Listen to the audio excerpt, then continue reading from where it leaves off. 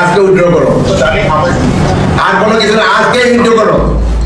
কক্সবাজারে চকরিয়া থানার ভারপ্রাপ্ত কর্মকর্তা ওসি মঞ্জুরুল কাদের ভূঁইয়াকে সরাসরি প্রত্যাহারের নির্দেশ দিয়েছিলেন স্বরাষ্ট্র উপদেষ্টা লেফটেন্যান্ট জেনারেল মোহাম্মদ জাহাঙ্গীর আলম চৌধুরী, কিন্তু সেই নির্দেশ পালন না করে তাকে কক্সবাজারের আরেক গুরুত্বপূর্ণ থানা উখিয়ায় বদলি করা হয়েছে। এই ঘটনায় প্রশাসনের অভ্যন্তরে অদৃশ্য শক্তির প্রভাব নিয়ে নতুন করে প্রশ্ন উঠেছে।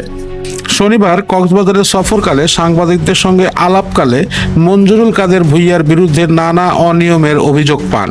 তিনি তাৎক্ষণিকভাবে তাকে প্রত্যাহারের নির্দেশ দিলেও বাস্তবে সেটি কার্যকর হয়নি, বরং কক্সবাজারের ভারপ্রাপ্ত পুলিশ সুপার মোহাম্মদ শাকিল আহমেদ স্বাক্ষরিত এক আদেশে ওসি মঞ্জুরুল কাদের ভূঁইয়াকে উখিয়ায় বদলি করা হয়।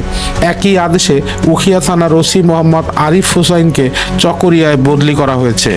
বিশ্লেষকদের মতে এই ঘটনা ইঙ্গিত দেয় যে সাবেক আওয়ামী লীগ সরকার প্রশাসনের প্রতিটি স্তরে তাদের অনুগত কর্মকর্তাদের বসিয়ে গিয়েছিল, যারা এখনো সরকারের বিভিন্ন সিদ্ধান্ত বাস্তবায়নে গড়িমসি করছে। বর্তমান সরকারের স্বচ্ছ ও জবাবদিহিতার নীতির পথে তারা বাধা হয়ে দাঁড়াচ্ছে। এ ধরনের কর্মকাণ্ড সরকারকে বিতর্কিত করার পাশাপাশি আইন শৃঙ্খলা রক্ষাকারী বাহিনীর অভ্যন্তরীণ শৃঙ্খলাকেও প্রশ্নবিদ্ধ করছে।